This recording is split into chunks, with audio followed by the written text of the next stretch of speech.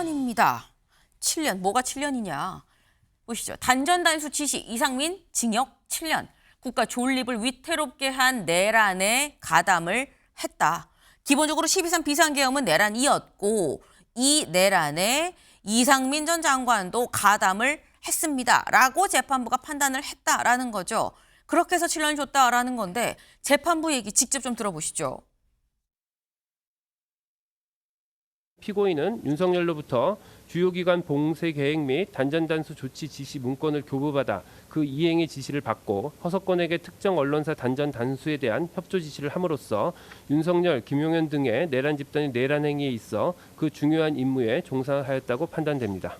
그에 합당한 책임을 지기는커녕 진실을 은폐하고 책임에서 벗어나고자 위증까지 하였다는 점에서 피고인에 대한 비난 가능성은 더욱 크다. 다만 피고인이 비상계엄 선포일 이전에 내란을 모의하거나 예비한 정황은 발견되지 않은 점, 결과적으로 특정 언론사에 대한 단전단수 조치가 실제로 이루어지지 않은 점 등을 고려하고 주문 피고인을 징역 7년에 처한다. 이 사건 공소 사실 중 직권남용, 권리행사 방해의 점은 무죄. 예, 재판 마치겠습니다. 네, 재판부 얘기 직접 들으셨죠. 다만 이 권리행사 방해 그 부분, 직권남용 부분은 좀 무죄다라고 지금 얘기를 하면서 결론적으로 그래서 특검이 징역 15년을 구형을 했는데 그중에 7년이 선고가 됐습니다.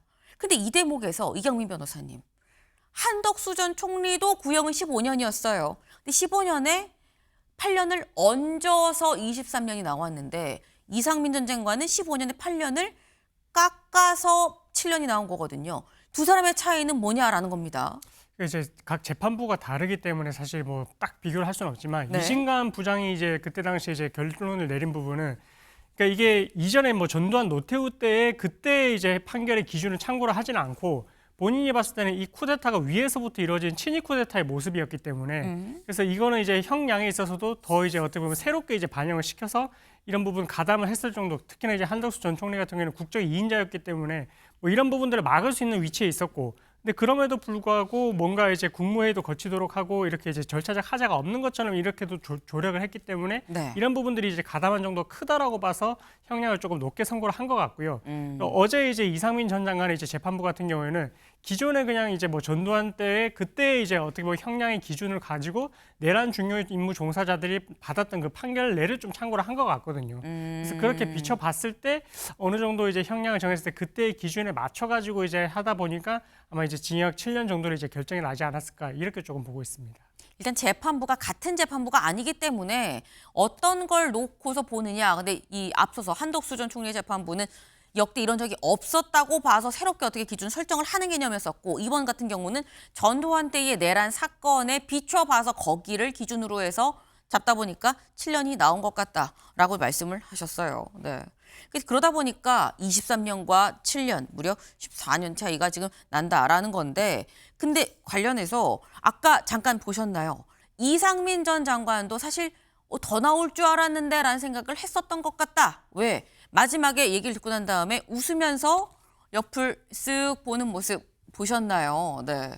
웃으면서 방청석 쪽을 보죠. 왜냐하면 저희가 지금 영상으로 들리진 않았습니다만 방청석에 이 취재하러 간 기자들의 얘기에 따르면 뭐라고 하냐. 방청석에서 아빠 괜찮아 사랑해 라는 얘기가 나왔다는 거죠. 이제 가족들이 방청석에서 같이 있었고 아빠 괜찮아 힘내 라는 취지로 얘기를 했고 아빠 괜찮아 라는 이 느낌으로 웃으면서 이 방청석을 바라봤다라는 건데 최창일 교수님 어떻게 보셨습니까? 뭐 가족한테는 저렇게 얘기할 수 있겠죠. 근데 지금 변호인에게도 이렇게 어깨를 두드리는 이 모습이 좀 보였단 말이에요.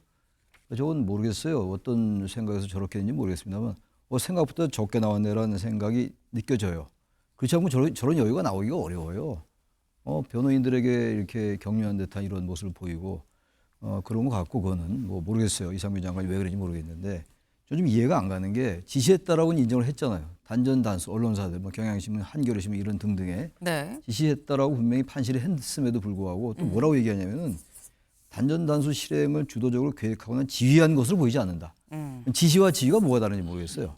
구구사전을 찾아볼 일도 아니고 지시했잖아요. 지시한 걸 재판부가 인정했고 네. 그리고 지휘하지 않았다. 그리고 또 하나가 실제 조치가 이루어지지 않았다. 라는 게 아마 이제 감형 이유인 것 같아요. 징역 구형량에 비해서 말이죠. 그리고 지금 이상민 전 장관은 말이죠. 아까 잠깐 말씀하셨습니다만 전혀 반성 사고를 안 하고 있어요. 그리고 12.3 비상계엄과 내란을 연결시키는 것은 창의적 발상이다. 상상이 어려운 얘기를 한 사람이 바로 이상민 전 장관이에요. 근데 그리고 단전 단수를 굉장히 적극적으로 지시한 거로 보여요. 근데 이제 그게 이루어지지 않은 건 소방청장이 그걸 이제 이행하지 않은 거예요. 잘한 일이죠. 그래서 이루어지지 않았던 것인데 이걸 그런 식으로 해서 감형이를 삼았단 말이죠. 직권남용 또 무죄라고 얘기하고 사과 반성은 전혀 없고 뭐 한덕수 전 총리 위로부터의 내란이기 때문에 아래로부터의 내란이었던 12, 12, 5.18보다 더 위중하다 해서도 23년 했다고 합니다만 제가 볼 땐 더 이 이상민 전 장관이 한덕수 전 총리보다 더욱더 적극적으로 가담한 사람으로 보이거든요. 그래서 이건 항소해서 반드시 그 제대로 된 형량을 받아내야 된다고 생각합니다. 예. 지금 재판부의 판단이 난 잘 납득이 안 되네라는 취지로 말씀을 하셔요. 저희 그 1심 재판부 판단 표 있죠. 표 좀 같이 볼까요? 네. 일단 내란 중요 임무 종사 부분은 유죄가 나왔어요. 위증 부분도 유죄. 그런데 아까 무죄가 나왔던 부분이 직권남용 권리행사 방해 부분이지 이게 뭐냐. 단전 단수를 지시한 요 부분. 근데 여기에 대해서 말씀처럼 교수님 말씀처럼 단전 단수를 지시한 건 맞다라고 재판부도 봤습니다. 근데 무죄가 난 이유. 일선 소방서에서 준비 태세를 갖추지 못했고 소방청에서 협조 지시를 했다고 보니까 소방청에서 이 이상민 전 장관의 얘기를 들은 소방청에서 이걸 관련해서 아래로 지시를 내렸다라고 보기가 어렵다라는 거예요. 그래서 무죄다라는 건데 지금 최 교수님 말씀처럼 이경미 변호사님. 아니 단전 단수 지시한 거 맞다며. 그럼 지시한 건 맞는데 아래에서 안 했으니까 실질적으로 이행된 게 없으면 무죄인 거야? 이게 맞아? 라는 얘기가 또 나오는 것 같습니다. 그러니까 이제 그 내란죄와 그다음에 지금 직권남용 권리 행사 방해죄의 구성 요건 해당성. 그러니까 네. 이제 범죄로서 성립되는 그게 조금 다르다라고 보시면 되는데 내란죄 같은 경우는 이제 뭐 폭동을 일으키는 행위인데 여러 가지 행위 태양이 있었지 않습니까? 계엄군이 국회에 진입도 하고 선관위에 진입을 하고 네. 그다음에 뭐 언론사 단전 단수 지시.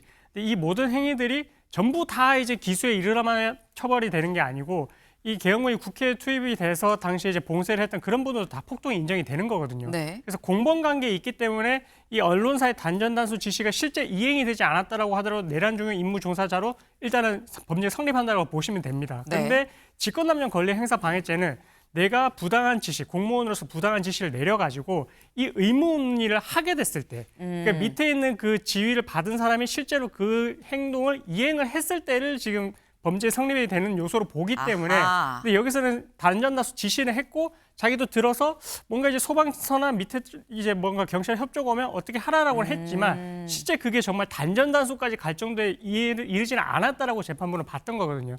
그래서 범죄 성립 요소가 약간 차이가 있다 보니까 그래서 무죄가 나왔다라고 생각하시면 될 것 같습니다. 의유라는 이 법 자체가 혐의 자체가 좀 달랐다.